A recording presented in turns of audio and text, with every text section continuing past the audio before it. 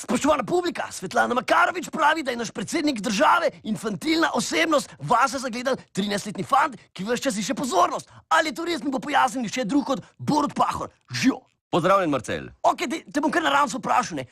Koliko si v resnici star? 2. novembra bom 53. Gospa Makarovičeva, ki jo zelo cenim, ima vso pravico, da me vidi kot šolarja. Čeprav nisem prepričan, da skozi tiste goste oblake cigaretnega dima vidi najbolje. Ok, dej po njeni teoriji, ne, si zdaj v 8. razredu osnovne šole, ne.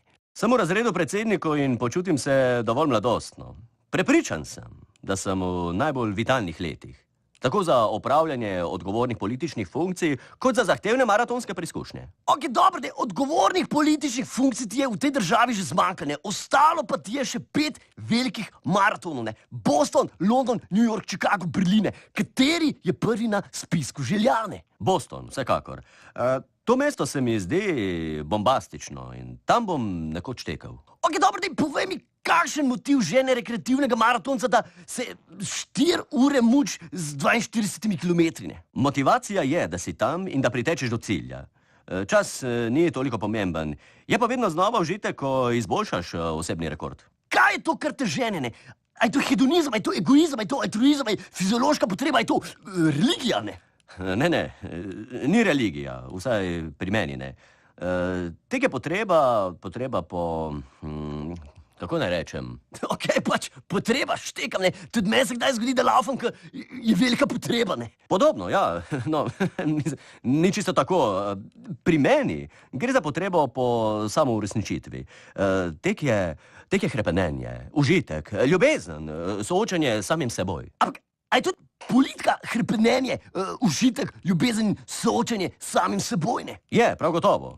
Ko ni več užitka, ko ni več strasti, ko se soočaš le še z nasprotniki, je najbolje, da prenehaš strankarsko politiko in postaneš predsednik države. Dajmo se vrniti k Svetlani Makarovič, ne. Poslušaj zdaj to izjavo, ne.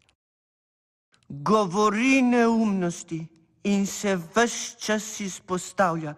Kadarkoli nastopi, se čuti tista strastna želja potem, da bi ga imeli radi. Težko je imeti rad tak osebek. Zgleda, da res nisi njen tip, ne. Ne vem, kaj ne rečem. Takšen sem in zelo verjetno je, da se ne bom spremenil.